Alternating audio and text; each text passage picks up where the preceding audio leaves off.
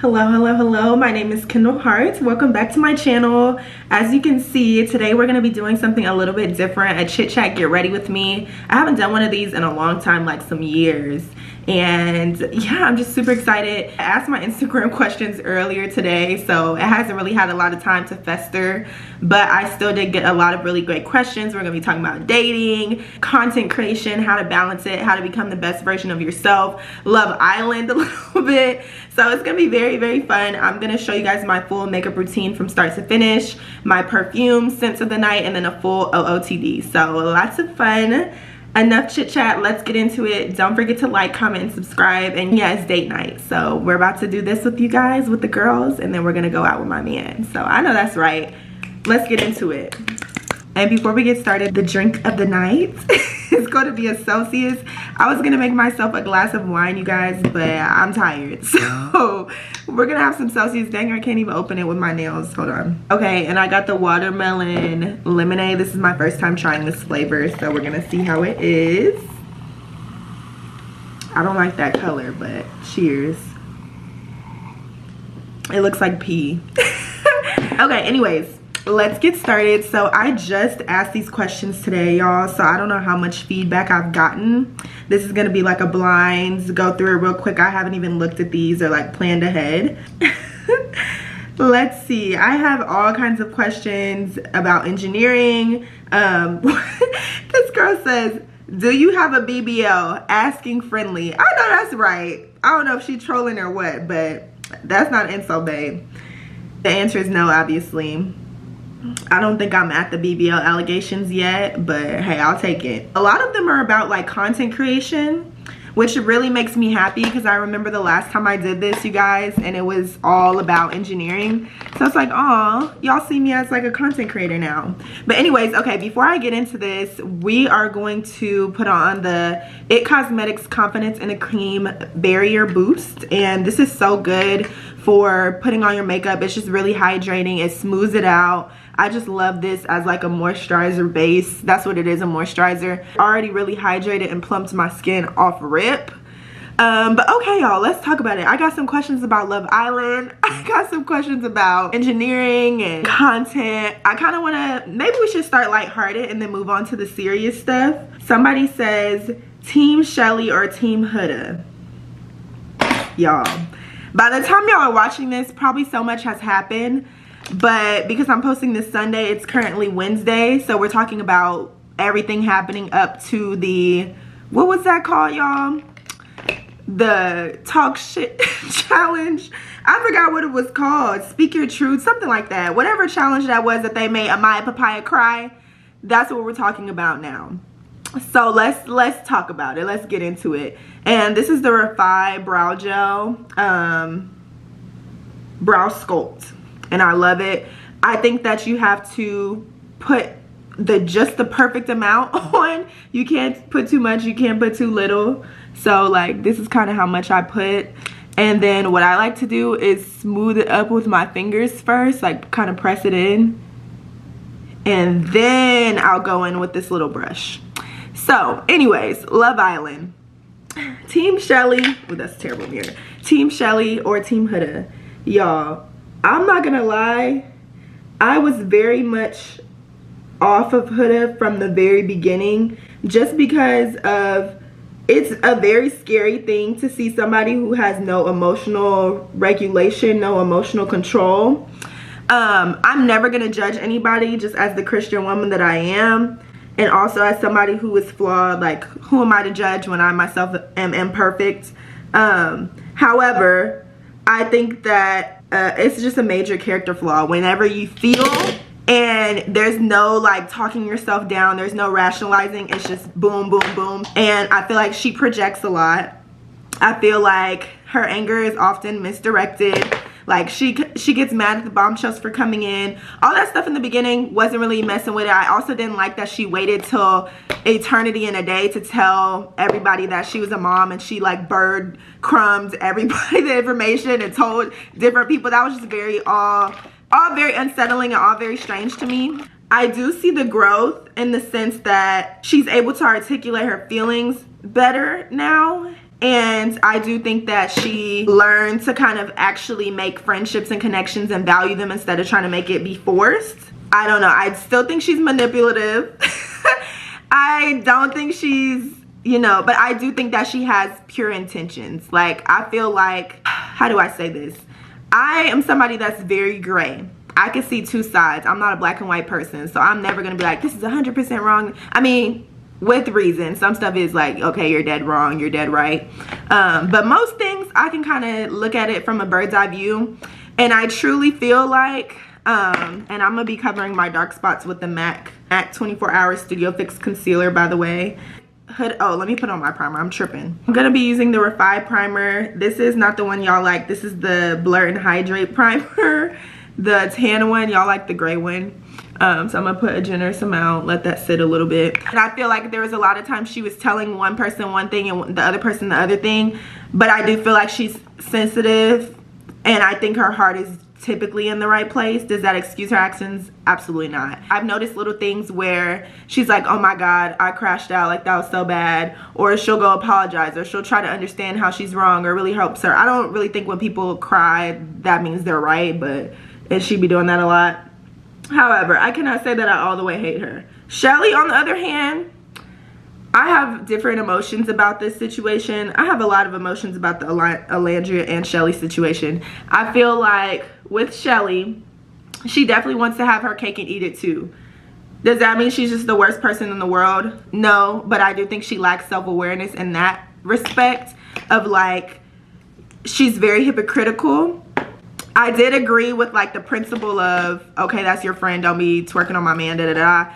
But she lost me whenever she handled it incorrectly. Like, you could have went and talked to her about it. I also think that the new viewers and people on the show, even the contestants, are kind of forgetting the basis of how Love Island works.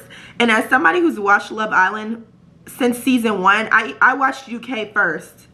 And then when USA came out with when I started watching USA and UK. So I've been in this since birth. And I feel like all of the Love Island tendencies are getting thrown out of the window. You're supposed to explore. You're not supposed to be locked in from day one. But then by week, what is it, 5, 4? You're supposed to kind of have a solidified connection. So it's like they're doing it so backwards, and it's kind of pissing me off. I also think like the whole challenge and like them getting mad and then not getting mad, excusing certain people. Alandria kissing Nick and it's not an issue, but then Huda kissing or doing whatever with other people is the issue. I just feel like it's very hypocritical. I think people are scared because of last season of how they're going to be perceived, and nobody's really being their true authentic self, and it feels very calculated, with the exception of Amaya, with the exception of Ace. I could say he's being himself.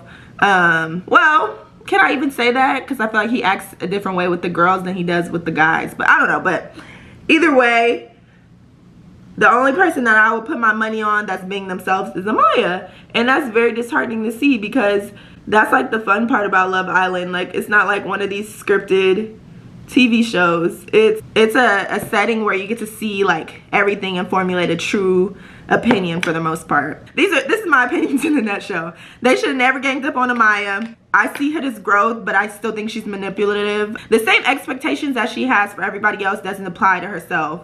But also it's like, okay, the girl sat there and enabled that behavior. I saw a TikTok that said, y'all sat up here and kept Huda, never talked anything about her business, but then now you're saying something, and it's like Shelly's mad. Shelly's not just mad about this one thing, she's mad about a bunch of things, and it definitely just combusted in that moment. So yeah, y'all, I don't know. I think this season kind of sucks. I think that every time I want to stop watching, they reel me in with like drama, but not in the best way. More so like a, okay, yeah, that was good, I guess I'll watch again. Like, it's like agonizing. It's like hard. Like, it's a hard watch. I don't know. Like, I look forward to it, but then I'm like, oh, these people are pissing me off. So I don't even know how to describe it. But moving on. How much money do you make on YouTube? I'm gonna try to ask all of these, and the ones that are similar, I'm going to compile them and try to make like one question. So how much money do I make on YouTube? You already know I believe in salary transparency. I believe in transparency with anything that's gonna help somebody out. Obviously, I don't want everybody all in my business, all in my pockets, but I have multiple streams of income, so I have no problem talking about, like, you know, one stream of income, I guess, or one specific question. So YouTube, when I first started out, I was probably making, because you have to get paid, you have to pass a threshold, which is $100 to get a check. So I wasn't getting a check every month. Like, let's say I had like 3,000 to 5,000 subscribers, I would get like a little over $100 every 3 months. Then I started going up, you know, started posting more consistently, and it would be like $100 every month, and then so on and so forth. I would say right now, on average, like with my subscriber count, 13,000-ish, maybe almost 14,000. I typically make like anywhere from $600 to like $800 a month just from the YouTube app. However, I know that like brand deals and stuff are way more. Like brand deals and stuff on YouTube and TikTok is where the money is. The app is kind of just like bonus money, if that makes sense. YouTube is probably my least. It's the most consistent because I always make, like, if I post, you know, I'm gonna get that $800. However, TikTok, I make way more. I just really love YouTube, so I'm gonna keep posting and shoot. Oh, it's a little side money, you know, that pays for some bills. So yeah, that's how much I make on YouTube. Go ahead and subscribe so I can make some more money, y'all. That was like a one-off question. Do you think being a full-time content creator and being an engineer will become overwhelming? And then there's another one about like how to manage both. So I'll answer those. Yes, it's already overwhelming right now. Every single day it's overwhelming, and I've been talking about this literally since I moved to Houston. I think I would say before I moved to Houston it wasn't overwhelming because I had my week. Like, I would come home and be able to do whatever because I didn't really have friends out there or distractions. Now that I'm in Houston and that I'm doing stuff on the week, I had all these trips planned, it's even more stressful. And obviously my channel and my accounts are growing, so it's very overwhelming. Like, I don't take naps. I don't, like, when I get home from work, I go to the gym every day at 5 a.m. Not every day, but most days. Like, typically Monday through Wednesday, I'll either go to Pilates at 5 or go to the gym at 5. Thursday, that's my work from home day, so I'll go like during my lunch break. But I try my best to keep my evenings free. So it's like work during the day and then content in the evening. This is the House Lab Concealer by Lady Gaga in the shade Medium Deep Golden. My goal is to have like one day of the weekend where I am just focusing solely on content. I'm not doing, you know, traveling or blah, blah, blah. So that way I can get a bunch of videos off, edit, whatever the case may be, so I'm not scrambling during the week. I haven't been able to do that because I've been traveling so much, but it definitely helps. I do think that you have to sacrifice, I forgot what the saying is. It's like you have to sacrifice what you want to get to where you want to be, or something like that. Let me look up the quote. Oh, okay, see, this is why ChatGPT is my girl. You have to sacrifice what you want now for what you want most. Otherwise, what you want most will become the sacrifice. So basically, you know, either way, you're gonna have to sacrifice something. Do it now. Like, you can't have your cake and eat it too, like I was talking about earlier with Shelly. So I want to be this amazing content creator, and really not even content creator. I just want to inspire women, do something that I love, not really have to clock in. Like, I guess more so because content creation is kind of like entrepreneurship. Yeah, I just don't really want to clock in, but I'm spending all my time in my 9 to 5 and not really a lot of time in my content creation. So it's like, but I'm also scrolling on TikTok. I'm also going to happy hours, going out to eat. I'm also sleeping in or going to bed early, or just doing stuff that's not conducive to my goals. So I had to take a step back and be like, all right, what do I need to do in order to be able to put as much time in, maybe not as much time because there's only 24 hours in a day, but put enough time in to where I'm seeing results from this. So yeah, those are like my sacrifices. Getting up early, going to work out. As much as I hate getting up early, I know the end goal is out of the way. I've done that for the day, and now when I get home, I can focus on editing a video, responding to brand emails, filming a video, you know?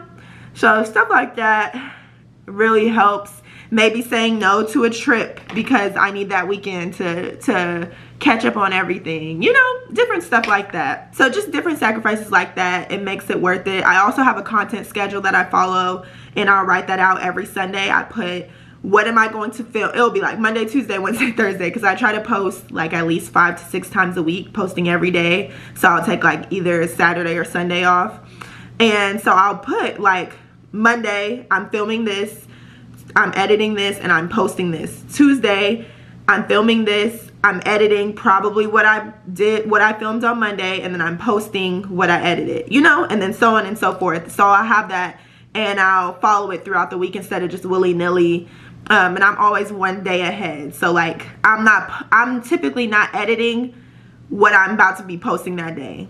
I'm typically editing what I'm posting the next day, if that makes sense. So there's just different strategies to do it, but yes, it definitely does get overwhelming. I think that, oh, and this is my next question. That's a perfect segue. The next question that I got asked, or one of them, was, where do I see myself in 5 years? Much to y'all's surprise, maybe. I don't know what y'all's view or what y'all think about me, but engineering is not my passion. I love to share it. I think that it's a means to an end. I think that we need more women, more minorities, more representation in this field. I think that it is mind stimulating. You make a good living for yourself, financially stable. You know, it's a great career for sure. However, it's not my passion. I don't want to be, like, if I had the choice, I would not be an engineer forever whatsoever.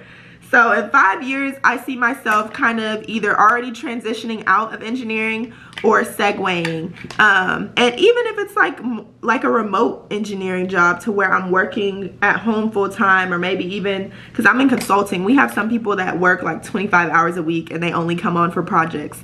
If it's something like that where I could do that and, you know, still have a secondary source of income, obviously it's not going to be as much if I cut my hours, but it will still be enough to where I'm still an engineer, I'm still making that money, but I'm able to invest more time in content creation. I want to start a business soon. I'm starting it in 2026 at the beginning. I'm not going to say too much because right now I'm doing like the trademarking, brainstorming, you know, finding a team and stuff like that. But it's going to be for career-oriented women, women in their careers, not just STEM, but like all careers, all women. And yeah, that's all I'm going to say.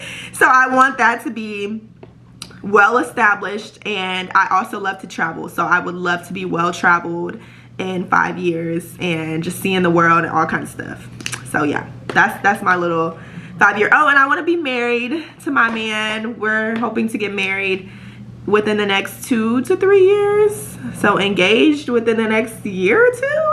That's crazy. We've talked about that. So yeah, you know, maybe starting a family, something like that. So settling down. Let's see what else y'all said. Oh, sorry y'all, this is the Hourglass foundation stick in the shade Vanish 16.5, and I kind of put a little bit too much right here, but we're gonna make it do what it do. Yeah. Okay, and before I do that, I kind of want more of a bright under eye. So before I blend this contour out, I'm gonna put a little bit of the Born This Way Too Faced in the shade Honey, just to brighten it up a bit. But my next question was, so I had a bunch of questions about like relationships, which I don't know why I'm being dubbed as like a relationship expert. I am in a happy relationship though.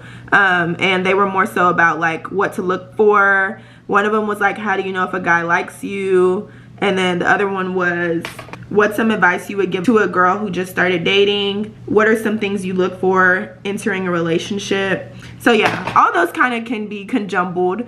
I would say, so for me, I'm in a happy, healthy relationship. I think our communication is great. I think that we both have reciprocal feelings for each other. We feel like cloud nine when we're together. We're very much in love. And I'm okay to speak, like old Kendall 4 years ago would never be caught dead speaking on a man like this, because I always thought like, nah, that's when they disappoint you or whatever. But it's just an amazing feeling to be so secure that it's just like, yeah, like that's my man, and all these things are awesome, and we've been together for what, over 3 years now, so I can fully let my guard down and share my experience. But on that same note, to a girl who just started dating, I think that a lot of times as women, and I was talking about this with my friend the other day, I truly feel like your first relationship, I think two things: how you were brought up, so your mom, whoever raised you, how they were talking to you, how they treated you, and then also your first relationship really shape how you view things and how you move. I feel like for me, I was lucky enough to have a relationship not even first, but like early on, I guess. I was lucky enough to have a first relationship, first love in high school, where he did not play by me. Like, he worshiped the ground I walked on, had a whole wall collage of like love notes from him. He would literally be late to his class trying to walk me to class. He did not play, I never had to hear anything about him flirting with nobody else. Like, for Valentine's Day, Christmas, my birthday, he would always do these sweet things, these poems, these flowers, bears. He was just the sweetest guy ever.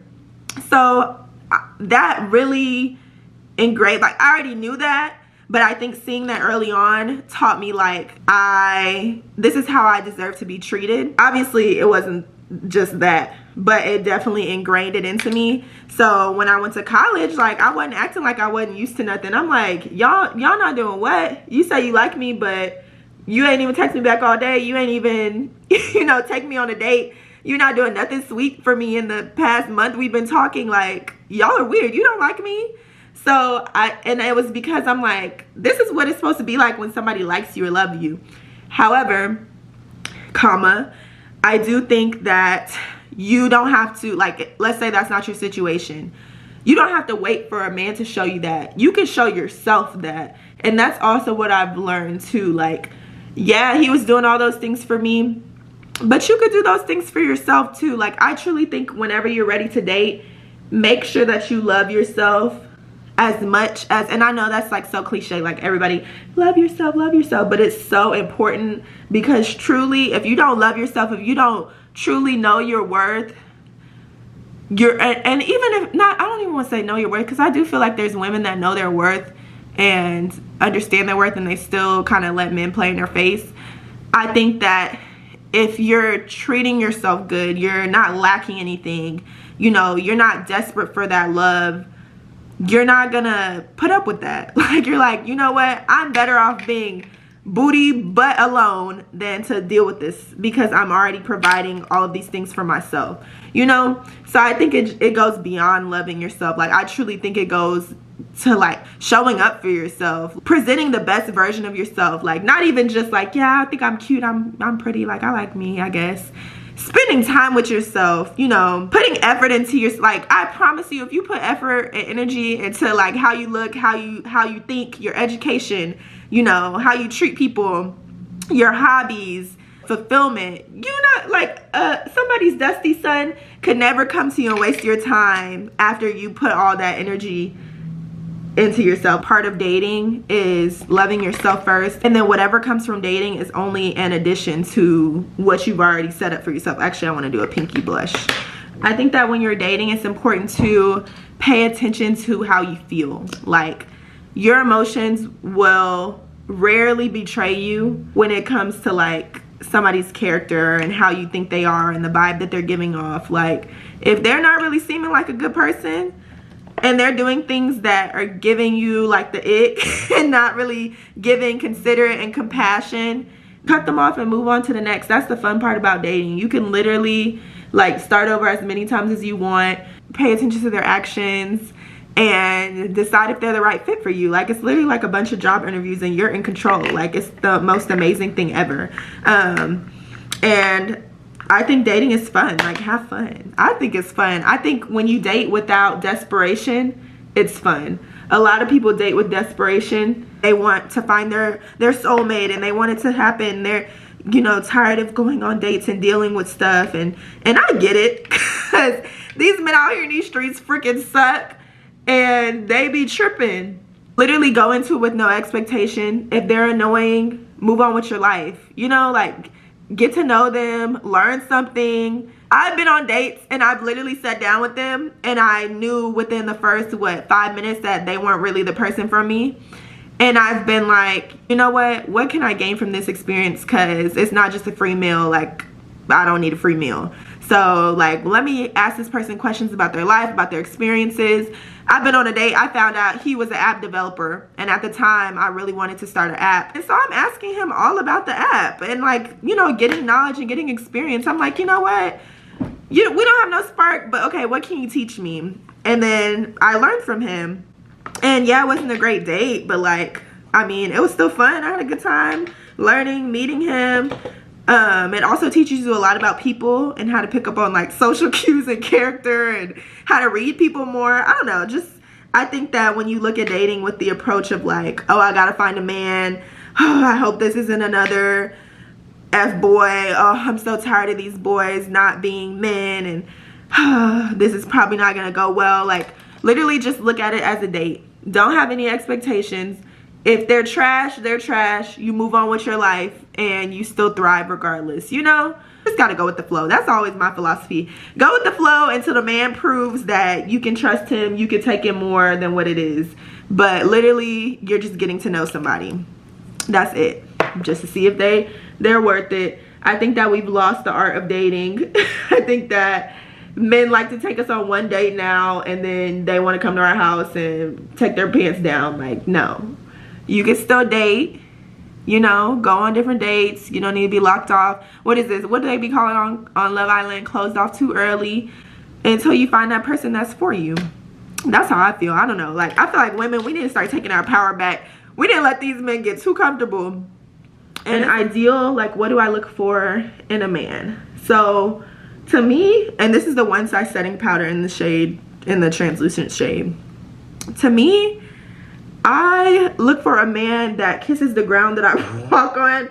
Y'all know how Shara 7 is? That's how I am. Like, I do not care. I don't like a single inkling of you not liking me. Like, I don't like the men that try to humble you. I don't like the men that are too afraid to give you compliments, that want compliments themselves over giving you a compliment. Like, are you a girl?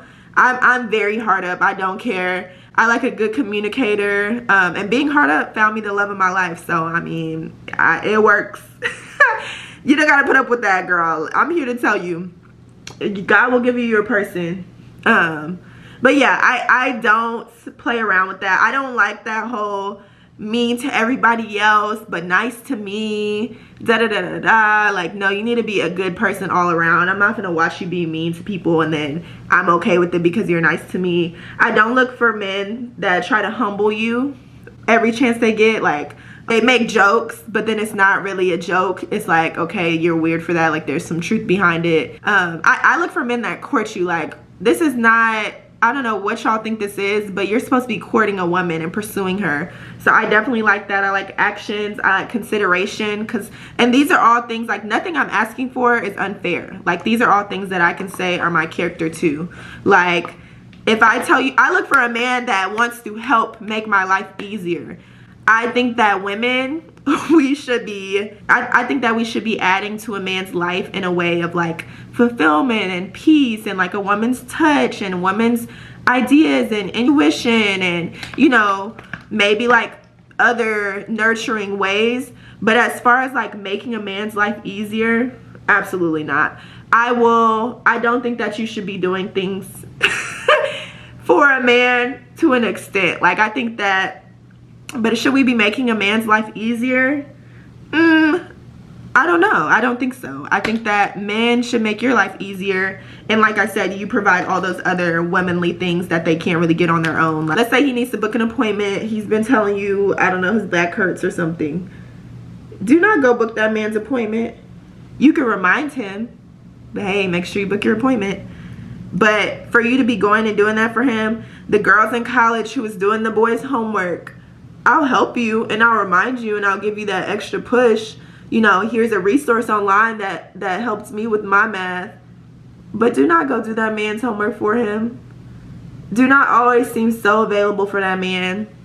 Sometimes you need to be busy. Even if you're not busy, you need to be busy. Stop seeming too available for these men. My mom taught me that when I was younger, and it actually works. Men can smell when you're like, and not to say that don't show that you like them, but they can show when like you all about them and you desperate and you don't really like, you know, and they choose that and they take it and they walk all over you, unfortunately.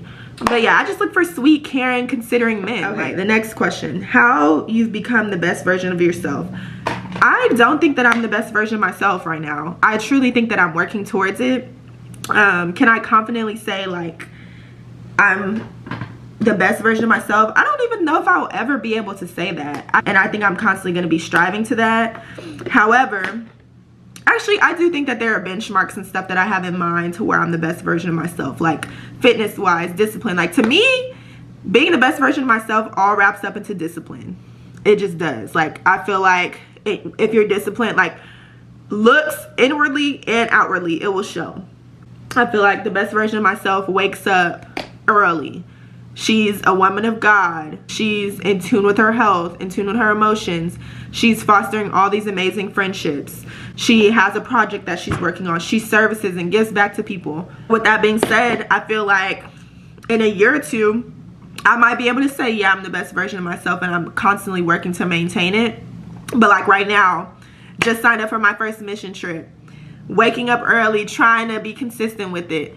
Eating, like working towards eating healthy. Working towards getting back to my goal physique. Working towards being disciplined and spending time with God every single day. Multiple times a day.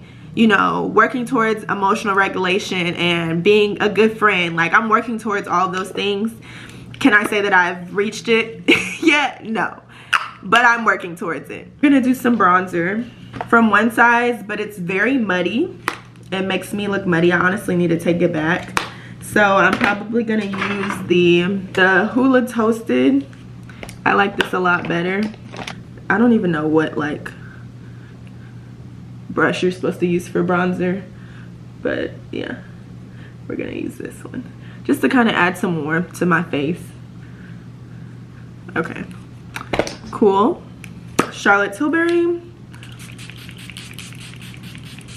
To answer that question while this dries, and I'm gonna do my mascara. To become the best version of myself, literally, I have just been showing up for myself.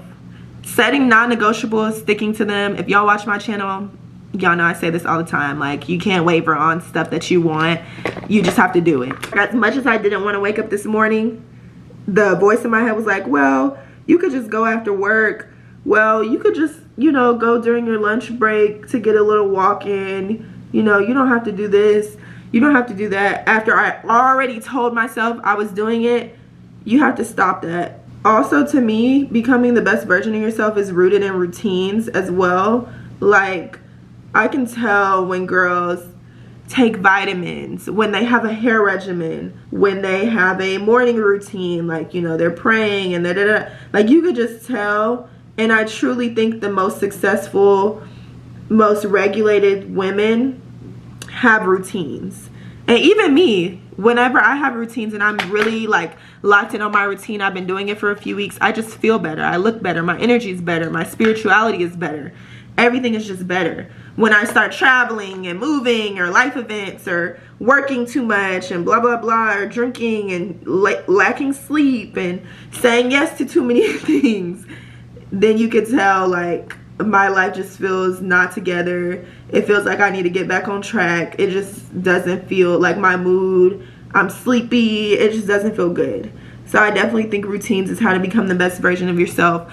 Also, expanding, like being well-rounded. I literally had to sit and say, okay, it's June. Let me go back and look at my vision board. What can I do? Like, what else can I do to make, you know, to better myself for this second half of the year? What are some goals that I had that I want to revisit? Yeah, cool, I'm a content creator, I'm an influencer, I'm an engineer, but what else? What else can I do? I started reading more. I read like a book a week now because I got back into reading. I feel better. I feel like my mind is more stimulated. I feel like I'm channeling my energy into a healthy hobby instead of scrolling, doom scrolling. I said, you know what? I want to help people. Like, what good is it for me to just be me every day, thriving, making money, you know, all this stuff, and I'm not helping people? Signed up for a mission trip, found a women's shelter that I want to go to. There was stuff that I was complaining about, constantly complaining about my back, constantly complaining about my skin, constantly complaining about my weight, not feeling good all the time. I booked a dermatologist appointment. I booked a chiropractor appointment. I signed up for Solid Core and started going to the classes every day. you know, started going to the grocery store more often and getting healthy things. Like, you just have to figure out your problems and where you're feeling and where you're lacking, and find things to fix them and replace them, because everything is fixable. So I just think there's so many things that, like, that's in your control. You have complete and utter free will. Okay, this is the Makeup Forever Limitless Brown. And the last question I'm going to talk about is, how did I strengthen my relationship with God? How did I get closer to God? I truly feel like there's a lot of ways to get closer to God. Like, that's the beautiful thing. It's not one-dimensional. And I think for me, I just started including him in more aspects of my life. So, like, waking up, you know, I just started talking to him every morning. You can just talk to him. You don't have to be on your hands and knees down at the edge of your bed. Like, you could talk to him in the car. You could talk to him working out. You could talk to him anytime. And so that's what I started doing, like, talking to him more and also listening to him more. Going to church really helped. Finding a church home with like-minded people, whether that's like online or in person. I prefer in person just because, like, the presence is overwhelming. It's just amazing. It's a whole different atmosphere, and there's nothing like being in God's house. This is the shade Fortune Cookie for the NYX Butter Gloss. Yeah, there's just nothing like being in God's house. It's amazing. I think reading the Bible also helps, because you see all these stories and all this evidence of what God did. There's like a bunch of different, like, the Bible Project is a good one. It gives you like a breakdown of all the chapters of the Bible, you know, after you read it, or I even do it before I read it, just so I can see, like, okay, what to expect. It kind of summarizes it for me, lets me know what's going to be happening in that chapter, and then I could go from there.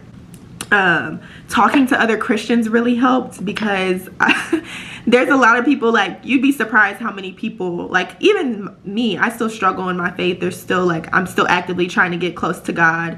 Everybody is, like, nobody's perfect in their faith. So never being afraid to talk to other Christians about it. Yeah, there's just so many ways. There's just so many ways. But I would say the number one thing to, like, growing a personal relationship is starting to talk to him more. Starting to pray for these things, like, God, help me grow closer to you. Help me hear your voice, you know, blah, blah, blah, blah. Okay, but that is the One Size Setting Spray.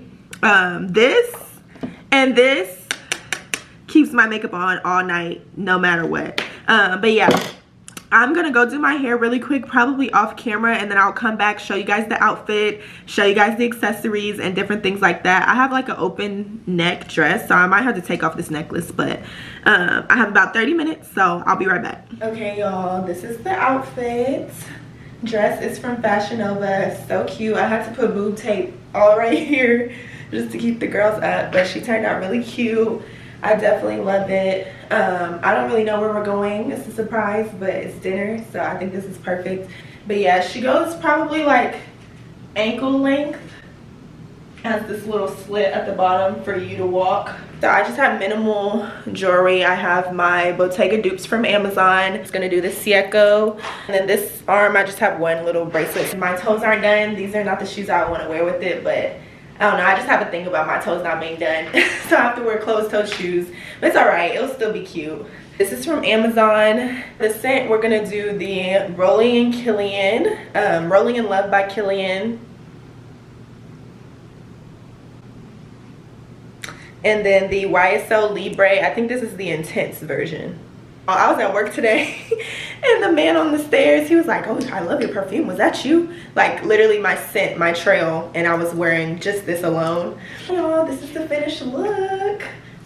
Thanks for watching. Bye.